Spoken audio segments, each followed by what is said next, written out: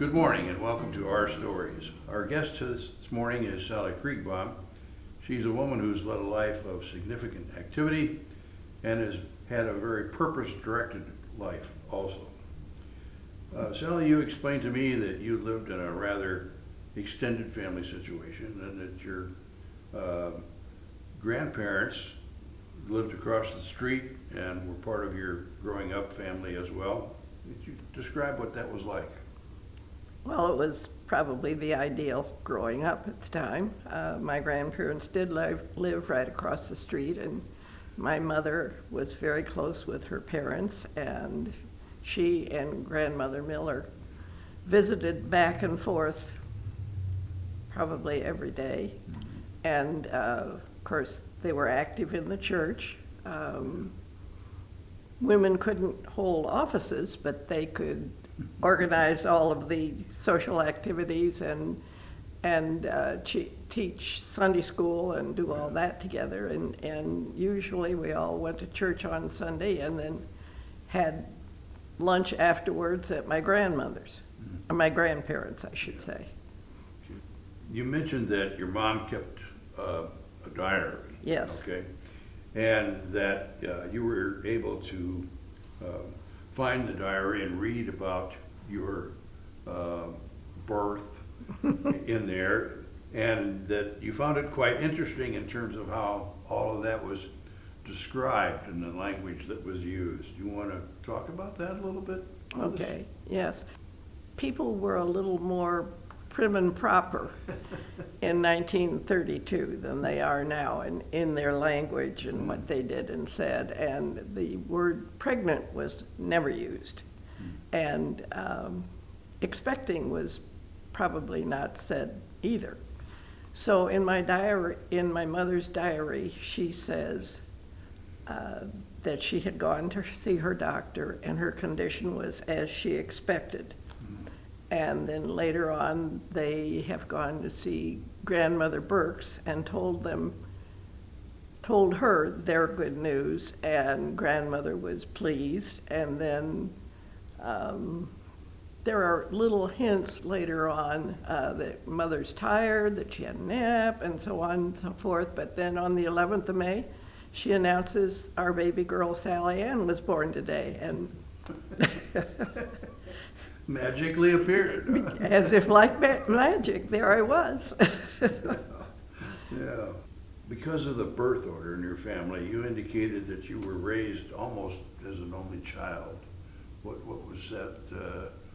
Why was that? Yeah, have you read any of the birth order books? Oh, yeah. I think they're very interesting, and birth order does have a certain amount of influence, excuse me, on a person's personality. And my sister was 7.5 years older than I was.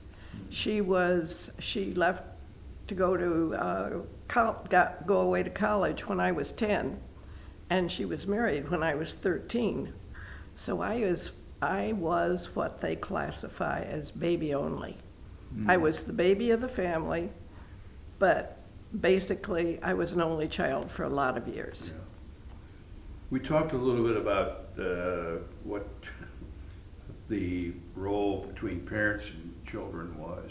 Our parents were good people. They were upstanding, respected members of the community, and we were expected to carry that on. And we didn't ever want to do anything to bring disgrace or embarrassment to our families.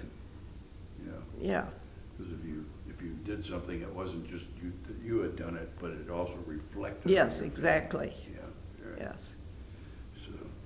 So, you grew up in Decatur and you went to schools here. Which schools did you attend? Well, they're all gone now. I went to Oakland Grade School, then Woodrow Wilson Junior High, and then Decatur High School downtown, the original high school. Yeah. Well, as you moved through school, you also became aware of your family's role in the early development of this church, First Presbyterian. That's right. Mm-hmm. What do you know about that? I have a biography that was written by David Hopkins' daughter, Liza.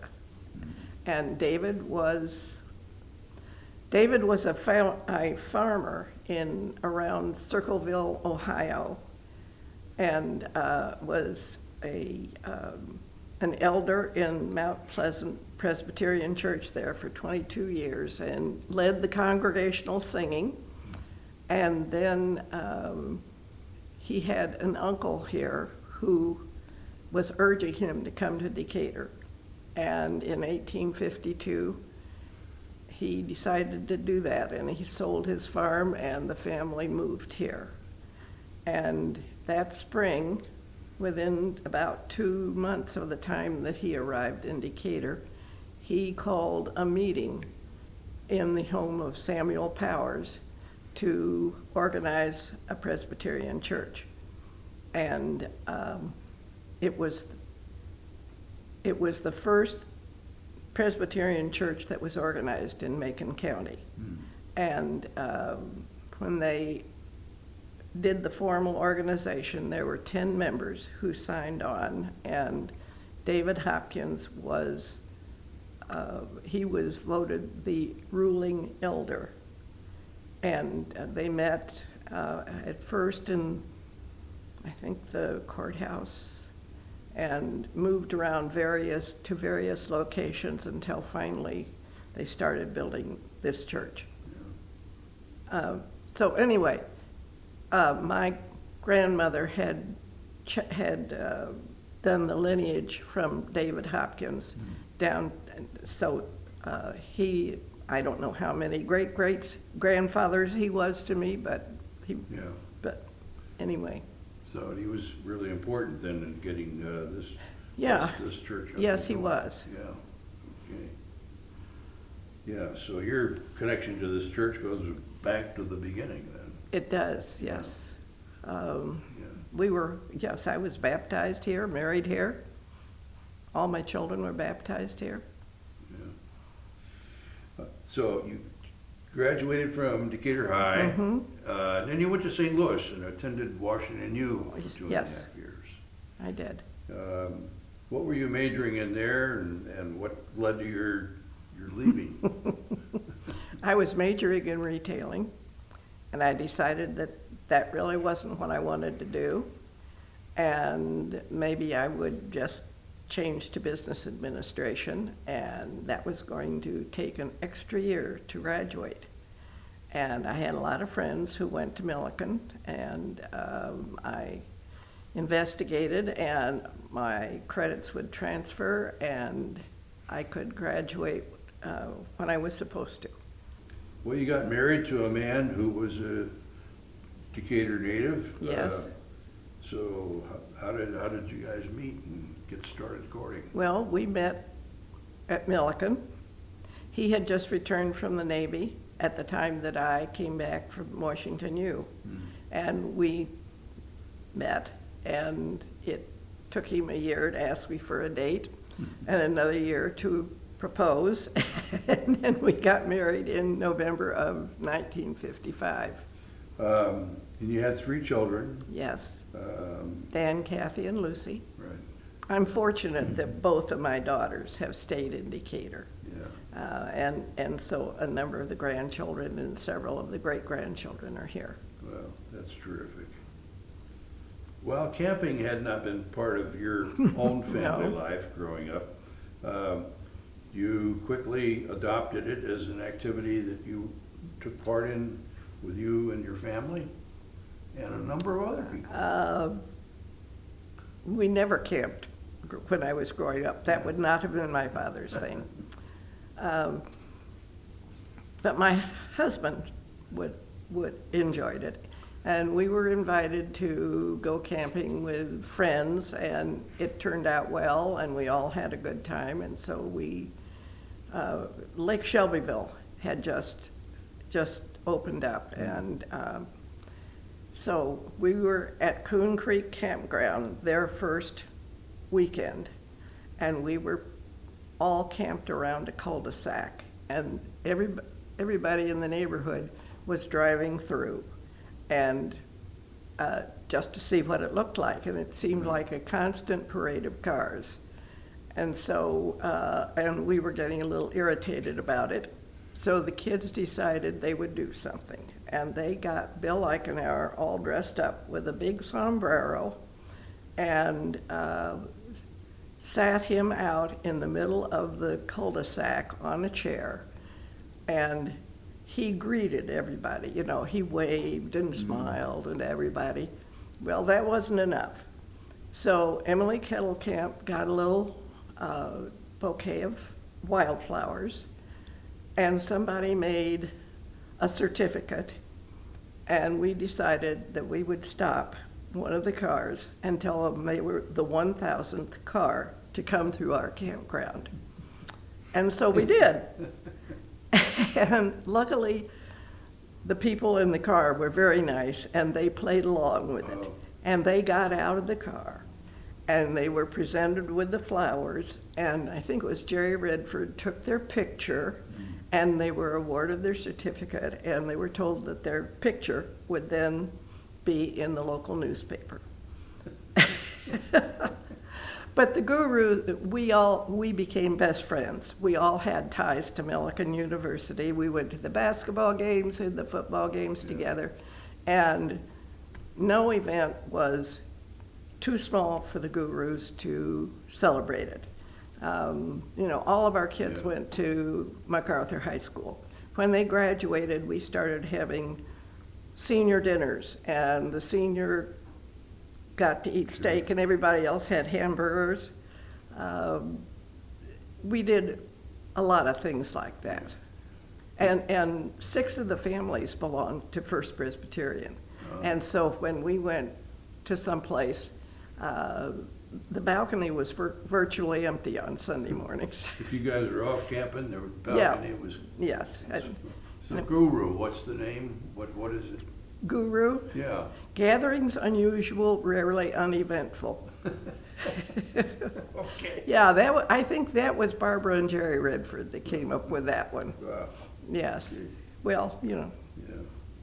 So when your children got a little bit older, and you were getting a little bit bored with just being at home, you decided to get a job outside of the home. And while you hadn't taught before, you began working in the school district mostly as a substitute librarian. What was that like for you? I really didn't have a great yearning to be a teacher. The year that I started substituting, they were desperate for substitute teachers, and they were advertising on the radio, asking anybody who had a bachelor's degree to come to get their provisional certificate and help out. And so that's what I did. First person who called me was the vice principal at Johns Hill, and they needed somebody to help in the library that day. And I liked it. And the librarian there owned an antique shop with his brother in another state, and he often was sick on Friday and Monday. And so I did that, but I would have been a lousy classroom teacher. I didn't have the yearning to do that. And so I did that for several years. Yeah. Well, subbing and camping weren't the only new ventures that you took on. You also joined Junior Welfare. Yes. And did a variety of things with them, including singing in some musicals. Well, yes. Junior Welfare put on several musicals. Someone's Widening Our Broadway and the Red Stocking Review, and I can't remember. Anyway, yes, everybody participated. We all sang and danced and had a great time, but it was a lot of work, and we raised a lot of money for the various projects that Junior Welfare funded. And Junior Welfare was really a great experience. They were active women. You were urged to be active in all of their activities as well as in other organizations. Somebody said once that junior welfare was a great training ground for young women, that when you retired from junior welfare, you knew how to run an organization, you were ready to step into an executive position in a business or in another organization. And I also made friends that I wouldn't have otherwise, and that's been great.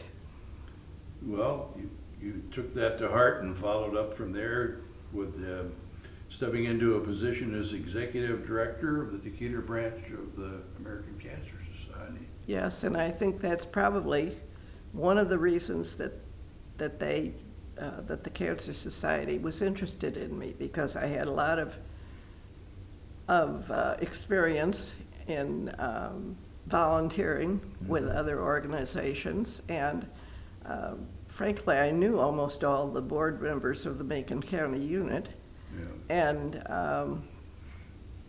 it was something that I felt strongly about.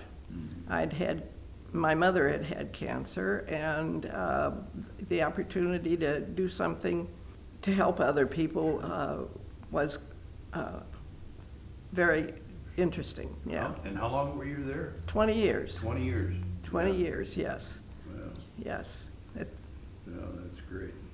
Well, when I retired, I thought, no one's ever going to ask me to do anything. I'm going to sit at home and I'm going to read, and I'm going to do needlepoint. And so my mouth never learned to say no. I had been a member of the hospital auxiliary at Decatur Memorial for a lot of years, but I couldn't do anything. So I went back to being active in the hospital auxiliary, and I helped in the Heart and Lung Center, escorting patients to their appointments. Mm-hmm. And then I was a member of the Institutional Review Board and also the Biomedical Ethics Committee of the hospital, because they needed to have at least one auxiliary member on each of those committees, and so I was active in that. One of my big loves is the library, and I was on the library board for 6 years, and then I was on the Library Foundation Board for 6 years. That's the group that's the fundraising arm of the library, and I was president of the board when we opened the new local history room, and that was wonderful. It's a great improvement to the library. Yeah, that's quite a place.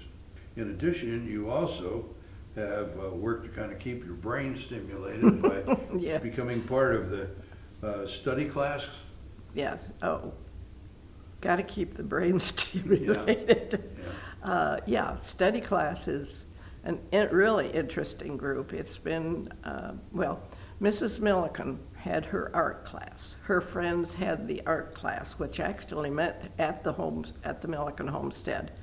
And she decided that it would be a good thing for the daughters and daughters-in-law of the art class members to have something to do. So she helped to organize study class, which has been going for more than 100 years. And it's limited to 24 members, 24 women, and each year the group chooses a topic, and each person gives a 1 hour, approximately, paper on some part of that topic. And I wasn't going to join. Two of my friends had talked about it a lot at Bridge Club, and how wonderful it was, and I kept thinking, why would I want to do that? Why would I want to do that and not get college credit for it? And when I was invited, I was ready to say no, and John and my daughter Lucy both said, oh, you have to do this. It's a real honor to be invited. And I thought, oh gosh, really? Well, I'll give it a year, and if I don't like it, I can always resign. Sure. And so, 20-some years later,